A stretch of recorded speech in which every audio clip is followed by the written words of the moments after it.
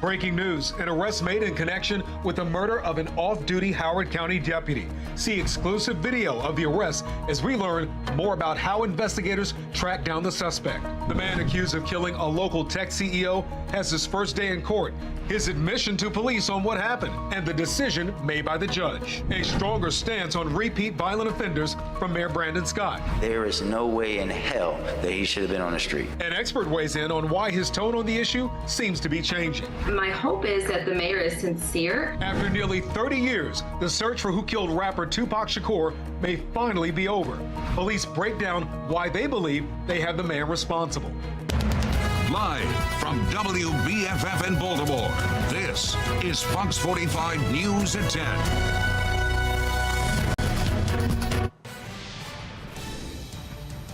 Fox 45 News is on the scene of live breaking news now in Northeast Baltimore. This is on Bowleys Lane in the Parkside neighborhood. We're learning that this is a police-involved shooting. According to officials, an officer found a suspect with a weapon. They then asked that individual to drop the weapon and fired shots. Police believe that suspect fled into a nearby building where SWAT is now on the scene. At this time, there are no injuries to report. We'll keep you updated as new details come into our newsroom. More breaking news. Word of an arrest less than a day after an off-duty Howard County deputy was shot and killed outside a bar in Baltimore. Fox 45 News was the only station on the scene in Northeast Baltimore this afternoon as police converge on a home to make an arrest. Fox 45 News is not showing the people's face as police has yet to name them. Thank you for joining us. I'm Kai Jackson. And I'm Maxine Stryker. This murder is the latest in a week of violent crime here in Baltimore. On Monday, a 15-year-old was shot and killed near a school in West Baltimore. That same evening, we learned of the violent murder of a 26-year-old tech CEO in her Mount Vernon apartment. And then overnight, an argument outside a bar in Federal Hill led to the death of 23-year-old Ryan Demby. We have team coverage tonight covering all of our top stories, beginning with Vincent Hill. He joins us live from Federal Hill with details surrounding that arrest. Vincent? Yeah, Kai, Maxine, you can see here on Charles Street, police still have this road blocked off where this shooting happened around 12:15 this morning. Several of the businesses here are currently closed as police announced they have made an arrest. Now, it's unclear who is behind bars because police are being tight-lipped, but go ahead and take a look at this exclusive video. Two people were taken into custody on Falkirk Road around 5:30 this afternoon. This comes after a shooting around 12:15 Friday morning here on Charles Street, which was sparked from an altercation. Now, police don't believe Demby was involved in the fight, but was likely an innocent bystander when those shots rang out, leaving residents stunned. It was a innocent bystander, which makes it even more unnerving. And he was young and a Howard County deputy or sheriff. And right now it's unclear what led police to that arrest today, but shortly after the shooting, a description of a suspect went out. Take a listen. Southbound on Charles from the scene, number one male, heavy set with basketball shorts on. It's also said they were looking for a female seen running away with that male suspect. Kai and Maxine. And Vincent, what else are you learning after listening to the audio from this shooting? Yeah, it sounds like that deputy may have been caught off guard. Take a listen to this audio. And it's saying that the shooting victim in shop trauma has a gun on him. A gun was found on that deputy, meaning likely he was not able to pull his gun out and intervene before those shots rang out. Now, tomorrow at noon, Baltimore police will be holding a press conference. We'll get those answers to what led to this arrest and, more importantly, what led to the shooting. In Fed Hill, Vincent Hill, Fox 45 News. Vince, thank you. Well, Governor Wes Moore has released a statement reacting to the shooting death. It says, in part, my heart goes out to the friends, family, and colleagues of Ryan Demby and all those who knew him and loved him in raising his hand to serve as sheriff's deputy. He made the courageous choice to protect our communities and should still be with us today. We have continuing coverage tonight. Jason Billingsley, the man accused of brutally murdering Baltimore tech CEO Pavel Lapierre, made his first appearance in court today. Fox 45's Alexa Ashwell has been following this case from the beginning and has the very latest. In court, the biggest development, according to the state, Jason Billingsley admitted to beating Pavel Lepere. The suspect denied bond as these investigations continue. No bond for accused murderer and rapist Jason Billingsley, the 32-year-old appearing by video here inside Baltimore City District Court, the state outlining the charges he's facing, more than 30 for 4 crimes, including the murder of 26-year-old Pavel Lepere. Not at this time. Assistant State's Attorney Robin Worley declining to comment outside court, but inside telling Judge Tamika Lunn Billingsley admitted to police he harmed Lepere, saying, quote, he did give a statement indicating that he did beat the victim with a brick and his hands. Baltimore police yesterday confirming they believe Lepere was killed September 22nd. Her body discovered by a coworker on the roof of her apartment building near Mount Vernon that following Monday. Court documents reveal surveillance video captured a man, later identified by police as Billingsley, waving to Lepere to open the lobby door. She does. Then the two can be seen getting on the elevator. 30 minutes later, Billingsley is captured scrambling for an exit. We don't know if there are any connections previously to Miss Lapierre or Mr. Billings. In court, the assistant state's attorney also outlining the attempted murder, rape, and arson Billingsley is accused of committing against a couple 3 days before Pavel's death inside this home in West Baltimore. In court documents, the female victim told investigators Billingsley identified himself as maintenance, that he kicked in the front door, pointed a gun at her, duct taped her, and handcuffed the other victim, then raped, slashed, and set them on fire. Warely telling the judge, I believe the defendant poses a massive threat to the public. He also poses a serious flight risk given the nature of these charges. The judge agreeing, telling Billingsley, I do believe you're a flight risk, Mr. Billingsley, and an extreme danger to public safety, weighing the multiple violent crimes, multiple sex offenses, and Billingsley's criminal history. Billingsley, a felon previously convicted of assault and sex crimes, denied bond and kept behind bars for now. In court, Billingsley quiet. The other 2 cases, the gun theft out of Baltimore County and Billingsley's failure to properly register as a sex offender. Billingsley does have some preliminary hearing dates set, but those might not occur if he's first indicted by a grand jury. We, of course, will continue to follow these investigations as they develop. Alexa Ashwell, Fox 45 News. Well, who is to be blamed for Jason Billingsley being out on the street in what appears to be a change of tone? Mayor Brandon Scott is pointing the fingers partly at former City State's Attorney Marilyn Mosby. Keith Daniels is live to explain. Keith? Well, Maxine, the mayor has been outspoken this week. Baltimore Mayor Brandon Scott routinely adamant during his time in office about not taking aim at others, hesitant and calling out lawmakers or any other administration for anything. It's on record, including the Brooklyn Day mass shooting. The mayor focused on calling it a societal issue instead of a criminal issue. This is not about whether the police department or MONSE or our federal partners or folks who are working to reduce violence are doing their job every day. This is about people who cowardly decide to come to a celebration and shoot it up. And in the murder of 16-year-old Isaiah Carter, amid the troubling trend of gun violence involving youth in the city and what can be done about it, the mayor, shortly after Carter's death, pressed about his expectations for state lawmakers to pass tougher legislation. Well, Mr. Mayor, I mean, how satisfied are you with legislators? Did they do enough? Am I completely satisfied? No, because we didn't get everything we wanted. But does that dismay me? No. We go back, we work with our partners in partnership. This one thing I won't do is call people out. But this week, the mayor boldly calling out the past administration of former City State's Attorney Marilyn Mosby regarding the plea deal given to now suspected killer Jason Billingsley for a first-degree sex offense in 2015. Look at who made a decision to allow this person to go out on parole. There is no way in hell that he should have been on the street. Some observers calling it perhaps a change of tone for the mayor, from subtle observation to his recent public stance on both law enforcement and the criminal justice system.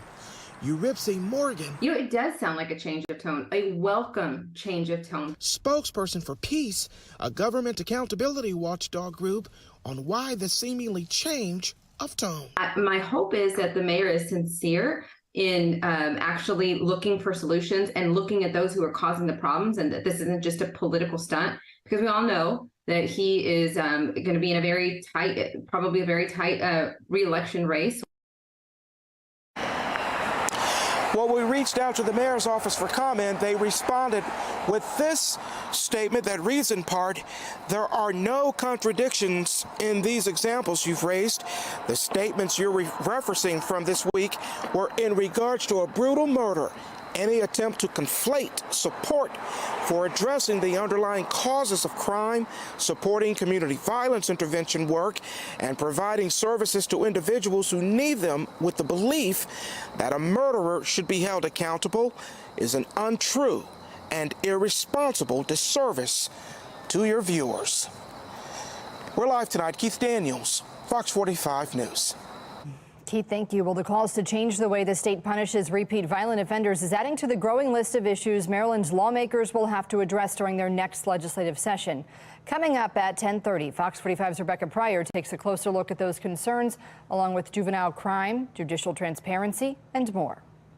House Speaker Adrian Jones and Senate President Bill Ferguson are two of the most powerful lawmakers in Annapolis. If you want to contact them about public safety, legislation, their phone numbers and email addresses are on your screen. You can call 410-841-3800 to reach Jones and 410-841-3600 to get in touch with Ferguson. New tonight, a federal judge is blocking parts of new gun laws set to go into effect this Sunday in Maryland.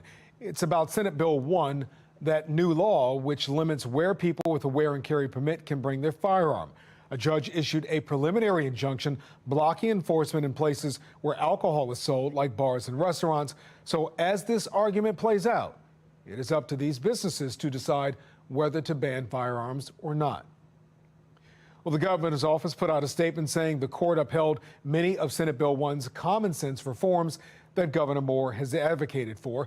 The statement goes on to say the governor will continue to fight for the necessary measures to protect Maryland's children and make the state safer for everyone. Senate Bill 1 was introduced after the Supreme Court struck down New York's gun laws. That ruling made Maryland's previous concealed carry law unconstitutional. It allows private property owners to control their private property. It allows governments to protect historically sensitive places. You can pump gas on the parking lot of a gas station, but to go in and pay is now a violation. If there's anything going on, there's no way to take action right then and there without running back to your vehicle. Beginning October 1st, gun owners can't take their firearms into schools, hospitals, shopping centers, government buildings, stadiums, and museums. The NRA is suing the state over Senate Bill 1, arguing it's not constitutional. And Senate Bill 1 is not the only new gun law going into effect Sunday. A separate law raises the age for qualifying for a handgun permit from 18 to 21. That law has come under court challenge in other parts of the country. The state's also requiring greater storage requirements for firearms beginning Sunday. Gun owners can't store a loaded firearm in a place where an unsupervised minor can access it. Still ahead on Fox 45 News at 10 o'clock tonight. Almost 30 years later, one of the last living witnesses to the murder of rapper Tupac Shakur is charged. The developments that led to the breakthrough in this case. A looming government shutdown quickly approaching. The direct impact that could have on you. We're getting ready for another cloudy day tomorrow. Temperatures will be below average, only reaching the low 70s, but we're looking at a warmer and sunnier trend starting on Sunday. I'll let you know just how high the temperatures get coming up. Plus, the Baltimore Orioles clinch their first AL East title in 9 years. We'll have fan reaction pouring in as the O's now look to the playoffs.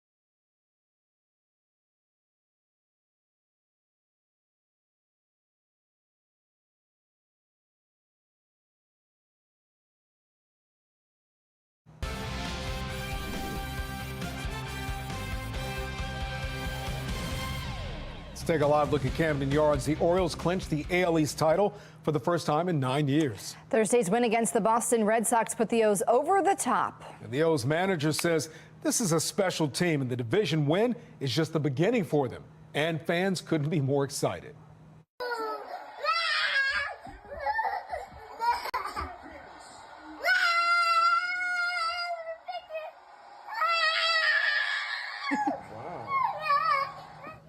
Is Macklin doing that too?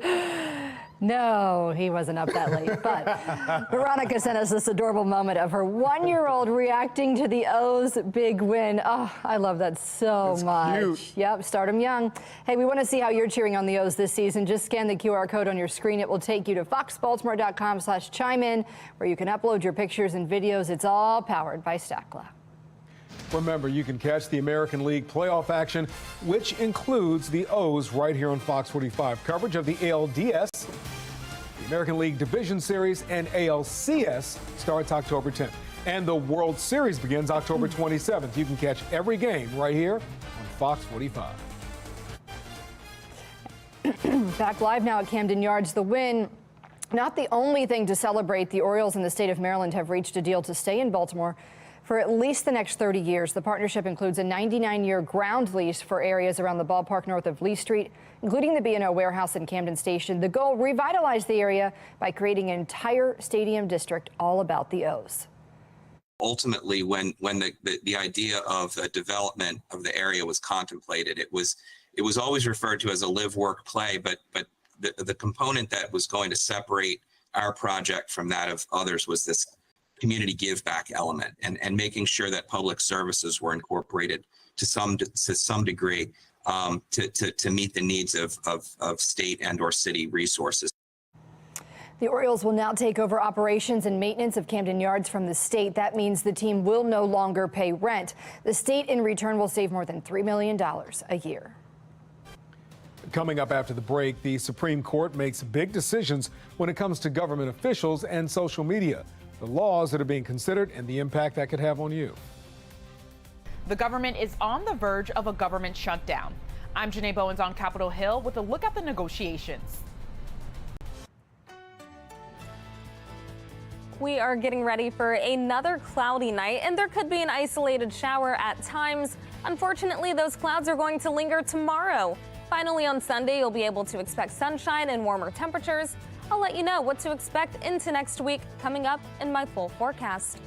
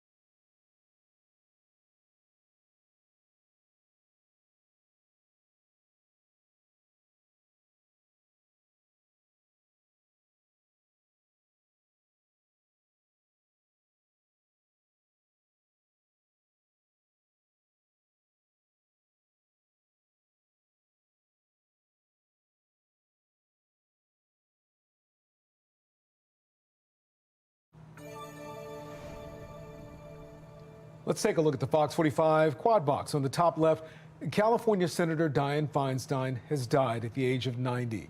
The Democrat served in the Senate more than 30 years. She was California's longest-serving senator and the longest-serving woman in the Senate. Feinstein had been dealing with health issues in recent months. Top right, the Supreme Court will decide whether state laws regulating social media platforms violate the Constitution. The justices will review laws enacted by Florida and Texas, which prevent social media companies from censoring users based on their viewpoints. A ruling could open doors for more states requiring platforms to manage content in a particular manner, which could also make it more difficult for platforms to remove misinformation, hate speech, or other offensive material. On the bottom left, the Biden administration announces plans to approve just 3 offshore leases through 2029. It's the minimum requirement put in place by last year's climate bill, which tied the fate of offshore projects to offshore wind development, a Biden priority. The environmentalists say that move worsens climate change, while oil industry groups say it's not anywhere near enough. Bottom right, at least 52 people are dead in Pakistan after a bombing at a rally that was celebrating the birthday of Islam's prophet Muhammad. Pakistani officials say the bombing happened near a mosque in the southwestern part of the country. About 500 people gathered for the birthday anniversary at the time of the explosion. Nobody has claimed responsibility for the attack so far. All right, let's go live to the nation's capital, just south of Baltimore tonight. The government is on the brink of a shutdown as the budget battle continues. House Republicans now putting border security at the center of the fight as hardline conservatives stand in the way of House Speaker Kevin McCarthy's efforts. National correspondent Janae Bowens has the latest on negotiations. With the federal government on the verge of a shutdown, House Republicans are nowhere near a solution. The Senate, to their credit, Democrats and Republicans are talking. You guys can't even talk with yourselves. Instead of pursuing a bipartisan agreement on a short-term solution like the Senate, House Speaker Kevin McCarthy is in a stalemate with a handful of hardliners within his own ranks and is now shifting blame to the White House. Another reason for the stopgap is to address President Biden's historic failure on the southern border. McCarthy pushed a spending bill that would include more funding for border security, something missing from the Senate bill. But it wasn't enough for his Republican critics. The Republican border position has gotten weaker through this continuing resolution. Gaetz says he's fed up with reckless government spending, which is why he won't support a short-term solution like the Senate's bill. I'm not voting for a continuing resolution because since the 90s, our government has been funded by either a continuing resolution or an omnibus spending bill. Because of the House GOP's slim majority, McCarthy faces a choice: continue to woo the hardliners or work with Democrats to keep the government open. Gaetz suggests the latter will be the end of McCarthy's speakership. Speaker McCarthy cannot use Democrat votes to advance the spending priorities of Joe Biden and expect that he's going to remain the Republican speaker. Many rank-and-file Republicans becoming frustrated with Gaetz stonewalling. This has become a situation where the American people are going to be harmed because of one person, Matt Gaetz. Meanwhile, the White House placing blame squarely at the feet of the GOP. This is going to be the extreme part of the House, Republican. It's going to be their shutdown. Now, if Congress can't figure it out, the government will shut down at 12:01 a.m. on Sunday morning. Federal agencies are already telling employees to prepare for a shutdown. On Capitol Hill, I'm Janae Bowens. Congressman Kwesi Mfume is weighing in on the likelihood of a shutdown. Today, he released a statement saying, in part, a federal government shutdown in the coming days would mark the 6th instance in a row where Republicans were in control of the House of Representatives at the time. Democrats remain prepared to work with our colleagues across the aisle on a resolution, but the extreme elements of the Republican majority want to see everything implode first. You can find his full statement on our website, foxbaltimore.com. Coming up after the break, a major breakthrough almost 30 years after rapper Tupac Shakur was gunned down. What we're learning about one of the last living witnesses. Pressing lawmakers in Annapolis on solutions to the ongoing crime crisis in Baltimore, the tasks that remain ahead of the next legislative session.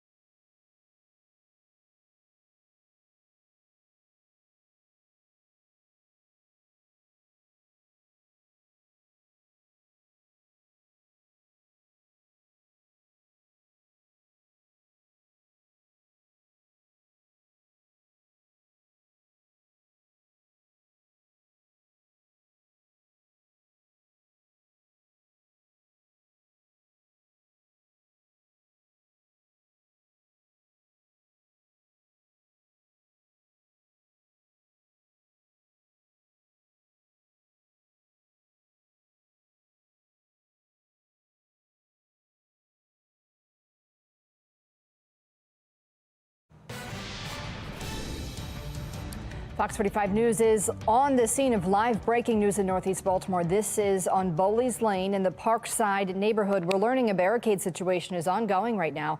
According to officials, an officer on patrol noticed someone with a weapon. They then asked that individual to drop the weapon before the officer fired his weapon. Police say the person fled into a nearby building where SWAT is now on the scene at this time. There are no injuries to report. We'll keep you updated as new details come into our newsroom. We're following breaking news right now. There's word of an arrest less than a day after an off-duty Howard County deputy was shot and killed outside a bar in Baltimore.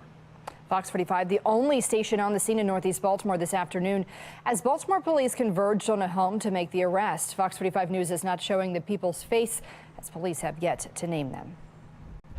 And Fox 45 News' Vincent Hill is live in Federal Hill tonight as crowds gather for the Friday night. Vincent, what's the mood down there?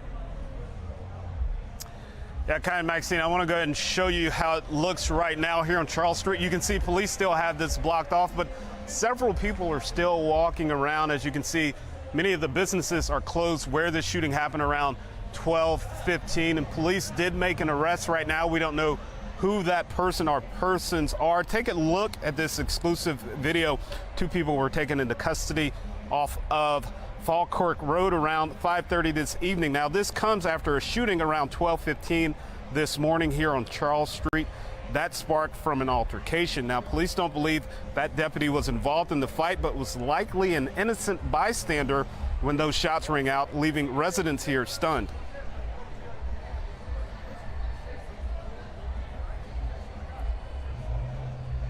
Right now, it's unclear what led to the arrest today, but shortly after that shooting, this description of a suspect went out: a male, black, heavyset with shorts. Now, tomorrow at noon, Baltimore police will be holding a presser about this shooting, what led to it, and more importantly, that arrest of those suspects. In Fed Hill, Vincent Hill, Fox 45 News. A long-awaited breakthrough. One of the last living witnesses to the deadly drive-by shooting of hip-hop legend Tupac Shakur in 1996 has been charged with murder. And Tiffany Lane with our Sinclair sister station in Las Vegas has details.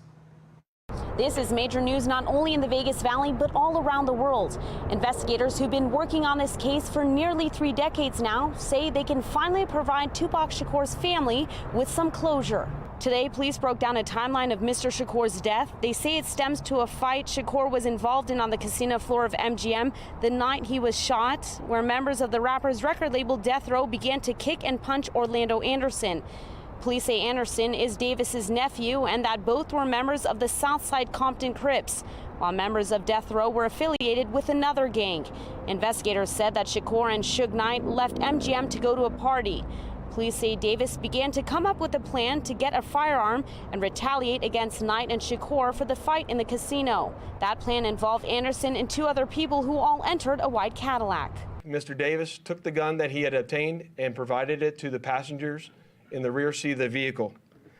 As they were driving west on Flamingo Road near Koval, they located the black BMW, which was driven by Suge Knight, and in the passenger seat was Tupac Shakur.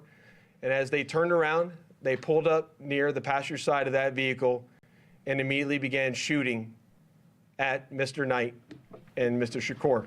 Shakur passed away at UMC Hospital 6 days later on September 13th, 1996.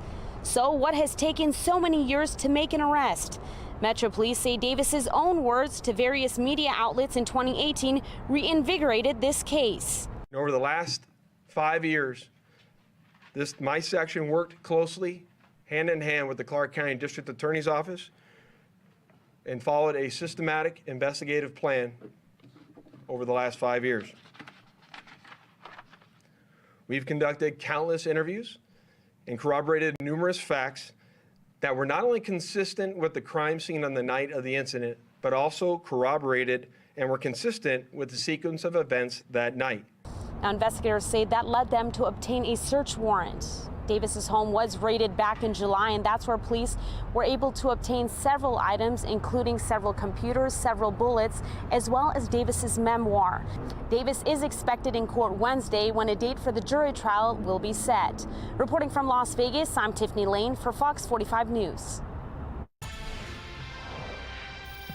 2024 is critical for the legislature to deal with these crime issues because you don't want to turn them into a 2024 campaign issue for Republicans. Now, ahead of the next legislative session, lawmakers have a busy agenda looming. Among the most critical issues, many involve addressing violent crime. Fox 45's Rebecca Pryor breaks down what's on lawmakers' to-do list and how they plan to get it done. Following a long break, lawmakers returning to Annapolis in January now facing a long legislative to-do list, one filled with public safety priorities. The legislature has almost too much food on the plate. I mean, there's a lot of things to do. Topping the list, a sudden rise in juvenile crime, coming on the heels of new reform laws preventing children from being charged with certain crimes. Across the state, top prosecutors among those demanding change. They know that, nothing's really going to happen to them if they keep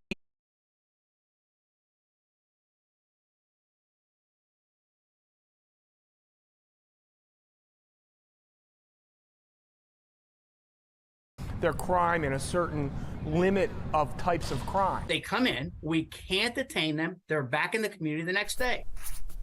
Next up, holding repeat violent offenders accountable.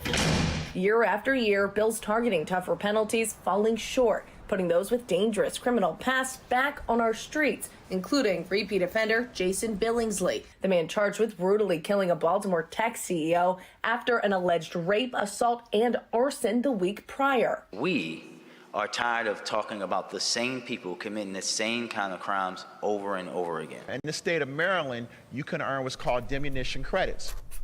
Baltimore City State's Attorney Ivan Bates also calling on lawmakers to reevaluate the current diminution credit system. Credits Billingsley, a convicted sex offender, was able to earn and cash in for an early release. Maybe the legislature could look at what first-degree sex offense or first-degree rape. Are these individuals still going to be eligible for diminution credits?